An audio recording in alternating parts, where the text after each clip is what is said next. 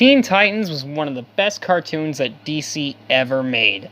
I seriously consider it up there with shows like Batman and Justice League Unlimited, and the less brought up about that shitty juvenile reboot, the better. So today, I plan on honoring my absolute favorite thing about this show. Its villains. Whether they be henchmen or a main antagonist, true fans of this show remember everything about these baddies, whether it be their designs, their powers, or their voice actors. So, without further ado, let's count down the top 40 Teen Titans villains. Let's begin. This appeared as a moral dilemma, cause at first it was weird, though I swore to eliminate the worst of the plague that devoured humanity. It's true, I was vague on the how, so how can it be that you have shown me the light? It's a brand new day, and the sun is high. All the birds are singing that you're gonna die. How I hesitated, now I wonder why. It's a brand new day. Number 40 is Sodo. This is the bottom of the barrel for Teen Titans villains. He's basically a giant space toddler who kidnaps Beast Boy thinking that he's his dog. The thing is, he's not really evil, just confused, childish, and really stupid. So, yeah, number 40. Number 39 is the White Monster from the final episode. I put this thing here because A, I needed something to even out the list, and B, it's technically the final threat our heroes face, but the episode isn't really about them fighting this thing, like at all. It does have cool powers, being able to transform into any material it touches, whether it be brick, steel, water, or even lava. Other than that, there's not much to this thing, which is why it earns this spot on the list. At number 48, we have all the background villains. Like, the villains that I had to look up what the hell their names were on Wikipedia that I just saw on the wiki list for Teen Titans villains. Like, I had completely forgotten about any of these characters' existence. Like, some of these characters, like, showed up, like, only once, like, in the background. Like, remember this guy, like the white burglar French dude who threw pipe bombs? Like, that's it. Apparently his name is LeBlanc. Or this chick with the claws. Or this brain guy who, like, not the other brain. Like, we'll get to him later. So, yeah, not just these guys, but, like, every single, like, background villain that did little to nothing. You never heard their names. Nothing, and yeah, basically did nothing. Yeah, they all belong here. At number 37, we have Cardiac. This giant robot heart thing, like, for some reason wanted to kidnap children for reasons? Like, hey there, little man, wanna come into Cardiac's basement for some popsicles? Yeah, like, this thing sucked, and yeah, Raven just kicked its ass, and then it was gone for, like, ever. Yeah, Cardiac sucks. At number 36, we have the Cyrenelian Chrysalis Eater from the episode Transformation. This thing, like, this spider lady basically just tries to eat Starfire because she's going through some weird Tamaranian puberty. And yeah, it's just kind of a last thing for our heroes to fight at the end of the episode. And that's why she's here. So yeah. At number 35, we have Plasmus. And number 34, we have Overload. And number 33, we have Cinderblock. Why am I lumping these three guys together? Because, well, in Season 2, Terra literally lumps these three guys together into a monster called Turnian. And I'm ranking them in that order because, like, these guys are basically the same. They're just big monsters that our heroes fight. I mean, Overload, I guess, technically has the most personality because, well, he's the only one that talks, but his personality is mainly just, mine, oh, mine. And yeah, that's it. So yeah, that's where these guys rank. At number 32, we have Crawl. Voiced by the late great Michael Clarke Duncan, Krull is basically a barbarian who sucks at being a barbarian. And in the episode, Cyborg the Barbarian, we see him go to a witch, and he turns himself into a giant, green slimy thing, and kicks Cyborg's ass. And we don't really see him get defeated, but then we see Cyborg reading a book about how he was defeated by, Cyborg's love interest for just that episode. And that's about it. I'm getting really repetitive here, aren't I? At number 31 and number 30, we have Bob and the New Foo. This episode is literally about these fucking tofu aliens coming down and kidnapping cows to try to take over the earth somehow. It's one of the most weird and out there episodes of the entire show. And hell, even that crappy reboot actually, remade this episode and made it a whole lot worse, but that's beside the point. I definitely recommend checking this one out, because it is pretty damn funny how Beast Boy's favorite food is trying to take over the earth, and fucking Bob, he is just hilarious how there's an army of him, and they're constantly calling Beast Boy everything except his actual name. At number 29 is Adonis. Now, Adonis, he was kinda cool. He had the big robot suit, and he acted like a big football jock, although it turned out under that suit, he's actually a scrawny little loser. And the only time he really poses, a serious threat in his episode is because both him and Beast Boy got dunked in chemicals and turned into big savage Sasquatch monsters. But, yeah, after that, we don't really see much of that football jock personality. He just kind of shows up, gets his ass kicked, and then he's gone. So, sucks for you, Adonis. At number 28 is Ding Dong Daddy. Now, this guy, stupid name aside, he's got a neat little, thing to him, is that, he's not really a hands-on fighter. He drives a really souped-up car that is prepared for anything and always wins races. By cheating, of course. And he holds up Robin's prized possession locked up in a briefcase, which we never find out what the hell it is, which is super frustrating because we know for a fact that Season 6 is not ever happening. Sorry, I was going on a little rant there. Anyway, Ding Dong Daddy, he's alright. Not that much to him.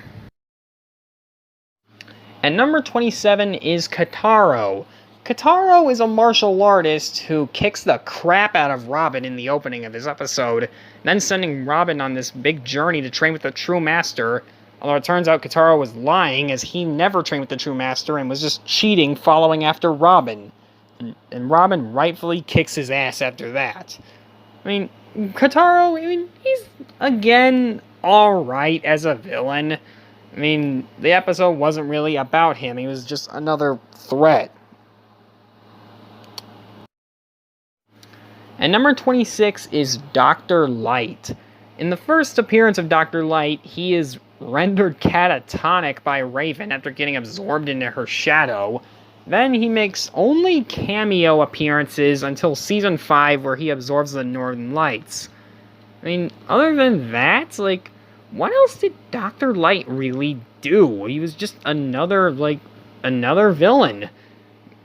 What else can I really say? First I was getting repetitive, now I really have nothing to say at all. Shit. It was, so dark. Make it stop. At number 25 is Mother May I.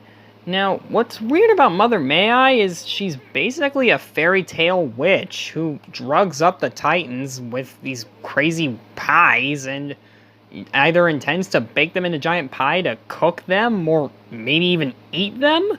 But yeah, she is actually pretty creepy, and her weird hold on the Titans, making them act like little children, is quite unsettling.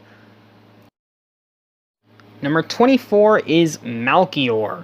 Now, Malchior is interesting. He's a wizard from one of Raven's storybooks, although it turns out he's actually a fucking dragon. And he uses his weird charm to make Raven fall in love with him, and teaches her dark magic to get him out of the book. It's pretty dang creepy. But sadly, he's only in one episode. I honestly would have loved to see him in another one. But for his one appearance, not too bad. Number 23 is Trident. Appearing in Season 1, Trident is like a sea monster who happens to have a shit ton of clones at his disposal. And honestly, he's so high on this list just for that hilarious moment where him and all of his clones start arguing about who's the original, beating the Muller twins from Invincible by like 14 years. I am the original. I am the best. You are not the original. I am. Nonsense, you inferior fools. I am perfection. I am Trident.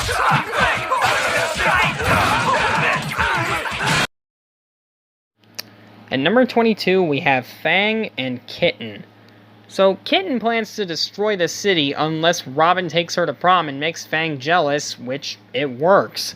And can I just talk about Fang's design here? I mean, he's a literal man with a spider for a head. Like, he's got a human body and torso under there, but he's a giant, his head is a giant spider. It's just weird, yet oddly funny. Yeah. And also, Kitten is just a spoiled brat whose dad happens to be a supervillain, yet she's pretty dang funny. And they have a really fun fight scene with Starfire and Robin at the end. At number 21, we have Warp. Warp is a time-traveling thief who goes back to the past to steal old artifacts so he can sell them back in his home time. Once him and Starfire battle through one of his time warps, she winds up in this dark future where the Titans are all separated and everything is fucked up. Well, he's not really the focus of the episode. He is the catalyst that sets it into motion, and he has some really good fight scenes with the Titans. But yet again, it's kind of hard to find a villain that doesn't have good fight scenes with the Titans, honestly. Like, that's how good this damn show is. But yeah, Warp is a memorable villain, and I think it's hilarious how he turns into a baby by the end, but he shows up again in the final season as part of the Brotherhood of Evil, and it's completely unexplained how the hell he turned back into a regular dude. So there's that. Number 20 is Valuor.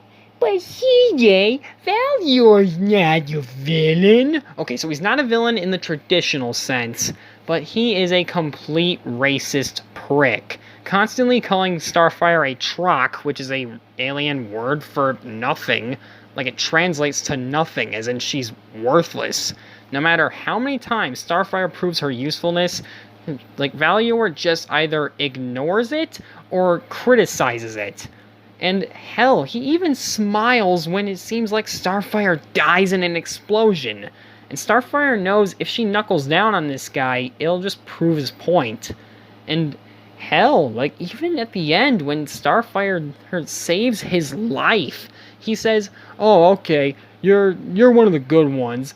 And the Titans rightfully tell him to fuck right off. So yeah, Valuor he earns his spot on this list, and I honestly think this show should be commended for it's a kids show that tackled racism in a pretty tasteful way.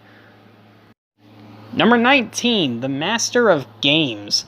Voiced by the great Jim Cummings, he summons Robin, Cyborg, and Beast Boy, as well as a bunch of other heroes and one villain to fight in this tournament, where if they win, they get this big ultimate prize. But unbeknownst to them, that prize is for him, and that's all the losers' powers and abilities. And honestly, it's just really cool seeing Robin display his badassery by defeating a guy who has the powers of all these other heroes and villains. It's just really awesome. Although we never do find out what happened when he summoned Raven, Starfire, and Terra to the same place. Number 18 is the Puppet King. In one of the first really creepy episodes of the show, he takes away Robin, Cyborg, and Beast Boy's souls and puts them into these weird puppets, which he plans to burn so then he can have control over their bodies forever. And he swaps the bodies of Raven and Starfire. I mean, this guy honestly would be higher on this list if it wasn't for the fact that he only ever appeared once, he died, And then, like a lot of villains, in Season 5, he came back and it was unexplained and he had little to no focus. But yeah, his first appearance in the episode Switched was still really creepy and really great. At number 17, we have Professor Chang. What's cool about Professor Chang, other than the fact he's voiced by the great James Hong, is that he's a mad scientist who makes a living selling weapons and gadgets to villains, until one day he's finally like, you know what, fuck this, I want to be a villain. So he plans to unload this giant freaking laser onto the city. And that actually proves a good point. Why sell weapons to the bad guys when you can just be the bad guy? You've got all the cool shit, just use it yourself. That's really cool. Number 16, we have Killer Moth. While vastly different from his comic counterpart, I honestly believe he's an improvement from the comics. I mean, being Kitten's father, he's one of the main reasons that Robin has to go on this date with Kitten, or else he's gonna destroy the fucking city with a giant army of moths. And yeah, he appears later again turning Silky into a giant freaking moth. And honestly, what really scores him extra points is that only in his first appearance, he's voiced by Thomas Hayden Church. Yeah, that's just awesome. At number 15, I'm putting Fix-It. Now, while the Puppet King was kind of to me as a kid, Fix-It scared the crap out of me. Like, I'm serious, Tom Kenny gives one of his creepiest performances for this guy. Like, he wants to basically remove all of Cyborg's human parts and replace them and make him a full robot. Like, he plans on performing basically live surgery on him. That is just horrifying. And yeah, once he tries to do it though, like, Cyborg basically convinces him that maybe he's the one that needs upgrades, not him. But yeah, it's just, and he never appears again after this. Just makes you wonder what happened to him. Your memories, yourself, will be preserved. I will download them into your new brain. But that wasn't Tom Kenny's only performance from this episode, as Mumbo Jumbo, our number 14 pick, was the exact opposite of him in every way. While Fix-It was a creepy robot surgeon, Mumbo is a flamboyant magician. In his first appearance, he was kind of a red herring for Cyborg's disappearance, but in his second appearance in Season 4 is when he really shines, sucking all the Titans into his magic hat in this trippy, weird world. And he's the only villain in the entire series to get a jaunty villain song called Master of Your Fate.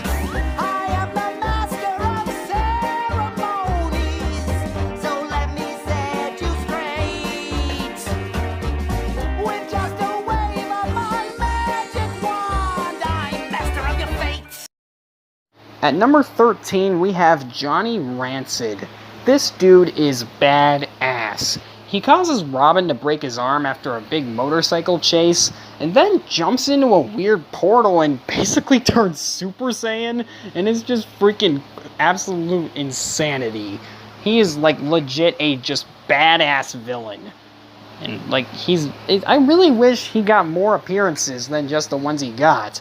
Also, in Season 5, he shows up again, and he apparently can do that Super Saiyan thing at will now, which doesn't really make much sense, but it's still cool. At number 12, we have Atlas. But CJ, what's he doing so high in his list? He only appeared once! Oh, hell yeah, he did. And hell was it memorable. Like, for God's sake, he attacks Cyborg just because Cyborg beat him in a video game, and gave us some of the best freaking fight scenes in the show. Plus, he's voiced by Keith freaking David! Seems you have reached your limit, but Atlas has power to spare. At number 11, we have the High Five. And it's already funny, because as Kid Flash pointed out, there's 6 of them. I mean, what's not to like about these guys? Like, hell, in their first appearance, when there's just 3 of them, like, Jinx, Mammoth, and Gizmo kicked the absolute crap out of the Titans. And then later on, they added Seymour and this guy named Private Hive, but honestly, I think you can add him into the background characters thing. And then later on, they add Billy Numerous and Kid Wicked, which, honestly, Kid Wicked, I mean, what's his deal? I mean, he has really no personality. He never talks. But anyway, Billy Numerous actually was really funny how he would constantly bicker with other versions of himself. And Mammoth was really funny as a big slob who had super strength. Gizmo, an immature child. He's like if Doc Ock was an immature child. And hell, Jinx actually has a really good character arc at the end where she seems to have a blossoming romance with Kid Flash and even becomes a hero by the end. That's really cool. Well, anyway, the High Five were still very memorable villains, and we'll get to their leader by the end, around the end of the list. We are now in top 10 territory with our first number 10 pick, Uehara Daizo from Teen Titans Trouble in Tokyo. What Daizo does is he uses Brushogun as a red herring with an army of basically these cartoon characters who kick the crap out of the Titans, as well as an army of Power Rangers that he uses to defeat those cartoon creations. And basically what he's doing is trying to discredit superheroes and just to get himself all the glory. Like, that is really slimy. And that's not just a bad pun, because around the end he turns into a big slimy ink monster. At number 9, we have Control Freak. What's cool about Control Freak is that even though he, in his first appearance, got his ass beat pretty easily, in his second appearance in the season 4 premiere, that's when he really shines. He has a ton of references to old TV shows and movies scattered throughout the entire episode as they're somehow jumping through TV channels. Like, I'm seriously not completely aware of how that all works. And basically, he gets the powers of, like, Star Wars, James Bond, and The Matrix, and he's capable of kicking the Titan's ass, and what it takes is basically Beast Boy firing a Kamehameha at him to defeat him. And in his other appearance, like, he has a weapon that is meant to take care of all the Titans individually, except for the fact he's not fighting the actual Titans, he's fighting the Titans East. What I like about Control Freak is that he's basically every couch potato nerd who sits around on message boards all day if they were a supervillain. And he's able to use his nerd knowledge to actually be a legit threat, which is weird why the Titans didn't put him on that list of supervillains. At number 8, we have the Brain and the Brotherhood of Evil. Now, the Brain is basically the smartest living thing on Earth, being literally a brain in a jar, while Madame Rouge, his femme fatale with super stretch powers and shape-shifting abilities, is one of the most arrogant bitches in the world, and it just vexes you to see her being able to kick everyone's ass so easily. And it makes it so cathartic in the final battle when every time she tries to pull some arrogant one-liner out of her ass against the Titans, then someone comes in and literally smacks her off screen. It's so satisfying. Monsieur Mala is also a pretty cool villain. I mean, he's like a monk giant ape with a French accent, and he's most likely from Gorilla City. And then we have General Immortus, who's an old man who's literally lived forever and has seen every major battle in every part of the world and knows every battle strategy. That is insane. And no wonder the Doom Patrol has just dedicated their lives to fighting these guys, because they are that serious of a threat to the entire world. Although honestly, it makes you wonder why in Season 5, when they were kidnapping all the young heroes, why the Justice League didn't get involved for some reason. I don't know. But still, these guys were awesome villains to cap off the 5th season. At number 7, we have Mad Mod. This guy is just one of the most fun villains in the whole show. Voiced by legendary actor Malcolm McDowell, he just eats up every scene he's in. Like, in the first episode, he takes his duckies, the Titans, and he kidnaps them with mind control technology and tries to brainwash them into being basically brain dead. And we get one of the funniest and coolest chase scenes in the whole show.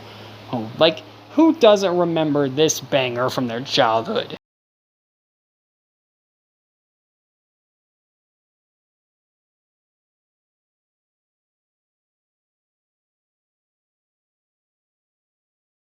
Also really good in his second appearance, where he brainwashes the entire city into thinking the American Revolution just never happened, and convincing them all that they're still part of the British colonies. That is actually, like, a genuinely really evil thing to do. Like, this guy was just amazing, and it's a real shame that we really didn't see him much other than those 2 episodes. And, once again, he appears in Season 5, and it's completely unexplained how he's not an old man, he's, his young self again, and, yeah, he does little to nothing. But, that's kind of what a lot of the villains did in Season 5, other than the Brotherhood of Evil ones. At number 6, we have Blackfire. Now, it is a complete travesty that she didn't appear more, because she is just awful and malicious. Starfire's older sister, appearing in the Season 1 episodes aptly named Sisters, she frames Starfire for a crime and tries to take her place in the Titans. Like, why? What could she possibly hope to gain other than not going to jail? Well, then in the other episode where she appeared in Betrothed, out of pure spite, she took over their home planet of Tamaran and then tried to marry Starfire off to some disgusting blob. What was its name again? The Glurtle Skletch? Yeah, that is nasty. But yeah, like, both of her episodes were great. And honestly, like, I kind of wish she appeared in Season 5, but yet again, most of the villains kind of got wasted other than the last few episodes. But yeah, Blackfire is just one cruel bitch. At number 5, we have Trigon, who is basically the Satan of this universe. He planned to use his daughter Raven as the portal to the apocalypse. And hell, he was originally meant to be like the final villain of the entire show until the people at Warner Brothers ordered Season 5. And hell, he even brought back Slade and turned him into this evil fire demon. Like, holy shit, he had some of the scariest moments in the whole show in Season 4. And yeah, honestly, it would have been a perfect ending with that 3-parter, but then we got Season 5, which was still good, but yeah, left us on that bad ending. But still, Trigon is one of the most intimidating and powerful villains in the entire series. At number 4, we have Red X. Now this is interesting, because in Red X's first appearance, he was Robin under a mask, pretending to be a thief who was trying to work for Slade, and he had contingencies for all the Titans. He knew exactly how to beat all their asses, which is very similar to his former mentor, Batman, with his contingency plan for the Justice League. But eventually, Robin puts the suit away and regrets becoming Red X because, well, he basically betrayed his friends to get to Slade. But then, in his other appearances, it's weird. We never find out who stole Red X's suit. Who knew, and how does he know how to be a hero? There's a theory circulating that this is Jason Todd. However, this Robin in the show is supposed to be Dick Grayson. That wouldn't really make much sense. I don't know. But still, Red X was a badass character, and it's a shame that, once again, we are not ever getting Season 6, and will forever be left on a mystery. At number 3, we have the headmaster of Hive, Brother Blood. Now, what's interesting about Brother Blood is, A, you'd expect him to just be a frail old man who has psychic powers and just lets his henchmen do all the fighting, but no. Once he takes that robe off, he kicks some serious ass. Like, seriously, it's like this dude has ultra instinct, how he just dodges and blocks so much. And then the other thing is his relationship with Cyborg. The fact that he can't get into his mind both infuriates yet fascinates him. He plans to use Cyborg's tech to take over the world, and hell, like, almost succeeds at a few points. Like, heck, like, in his last appearance, he turns himself into a cyborg, plans to turn other students, including the Titans East, into cyborgs, and is just thwarted by Cyborg at the very last minute. Like, this guy was a ruthless villain, and I'm really upset that we didn't get more of him after Season 3. At number 2, we have Tara. Definitely the most tragic character in the show. She started out as a shy girl and she couldn't quite control her powers, which is why she never really had a home. But the Titans, they tried to take her in and offer her a home, and hell, Beast Boy fell for her, like, really hard. But then when after Beast Boy promised to, not tell anyone she can't control her powers, Robin eventually figures it out. He never tells anyone. And after Robin figures it out, Tara runs away thinking Beast Boy betrayed her. Then when she comes back again and officially becomes a member of the Titans, things seem to go well. Until it turns out that she was a spy for Slade the whole time. And Slade uses her to his advantage to try to destroy the Titans and the whole city. And when Tara even tries to go against Slade and tries to reason with Beast Boy, out of pure anger, Beast Boy snaps at her. And you can tell he probably didn't even mean, like, some of the stuff he said to her. But basically what ends up happening is Tara goes full-on evil as she tries to kill all the Titans. Like, she knocks Starfire off a cliff, nearly drowns Raven in mud, and then has, like, one of the best fight scenes. I know I said that a lot, but seriously, you gotta check out the fight that she has with Robin. It is just awesome. It's just incredible. And the only reason she was able to keep up with Robin in the fight is that Slade was kind of controlling her with that bodysuit that she had. But still, she was legit intimidating in those episodes. And then, around the very end, when it realized that Slade was manipulating her, she eventually caused the entire freaking lair to crumble, and then she turns to stone, and she basically dies.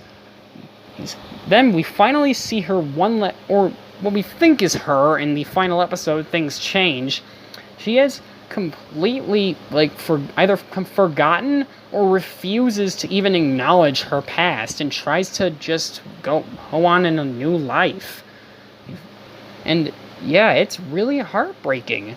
Like, Tara was just a homeless girl who wanted some friends and goes through so much misunderstandings and manipulations that it just causes tragedy. And that earns her the number 2 spot as one of the best and most well-developed villains in the whole series.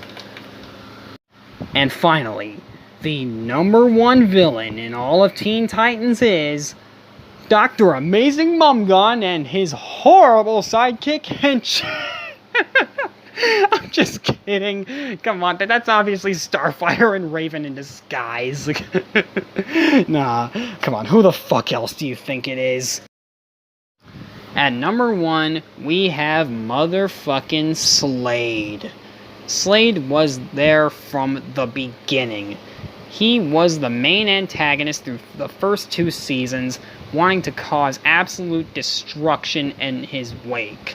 Like, he was a perfect villain just hiding in the shadows. When you had all these goofy, flamboyant, and comedic villains, you had this one guy who was out to psychologically torment the Titans.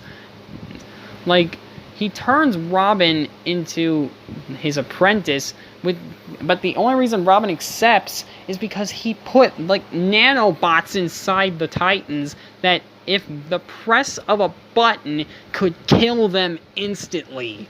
Like, damn, this is a kid show? And then in the second season, like I said earlier, he manipulates Tara into into just causing calamities everywhere. And then it finally leads to what seems like his death, falling into a pit of lava. But it doesn't end there. After Robin looks into Slade's old mask, Slade seemingly appears as, like, a ghost in Robin's mind. Like Robin is just so mentally broken, like, to the point of what seems to be schizophrenic. as he's just chasing after this mental illusion of Slade. And Slade is just absolutely beating the shit out of him in his mind, when in reality, Robin's just beating the shit out of himself. But and as Slade clearly puts it, he's the fear that keeps him up at night. He has completely mentally broken Robin to the point of what seems like no return. But finally, the other Titans manage to get Robin to snap out of it and fully accept that Slade is gone. They don't have to worry about him anymore. Or so they think, because in Season 4, he really does come back as a fireball-throwing hell demon who is trying to, this time, catch Raven and to kickstart the frickin' apocalypse. Mainly just so he can get his flesh back after being burned in lava. Then at the very end of Season 4, he actually helps the Titans fight as he is sick of serving somebody. And then, in the final episode, we see him one more time, this time in robot form, trying to convince Beast Boy that, well, things change. And we never really know if that robot was sent by Slade, and hell, we don't even know if Slade is actually alive or not. Like, what really happened to him? Thanks a lot, Warner Brothers. But there is one agonizing flaw in this show. Yeah, what exactly are Slade's motives? Like, why does he want to destroy the city so bad? Why does he want to kill the Titans so bad? Why does he want to psychologically damage them so much? I mean, we don't really know why.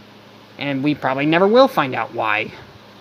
But just by the fact that of his design and how much absolute terrifying moments he gives us, probably help from Ron Perlman's amazing performance. Like, yeah, Slade has more than earned his spot as the greatest Teen Titans villains, and hell, one of the best cartoon villains of all time. Well guys, that's my list. If you want to see more of my videos, just hit that like button and hit the subscribe. I'm planning on doing more videos where I rank every villain from my favorite cartoons or TV shows, or maybe even video games. Well, with all that being said, if you haven't checked out Teen Titans, what the hell are you doing still watching this video? Go check it out. It's on HBO Max, and I think it's also available on some cartoon watching websites. This is CJ Haas signing out.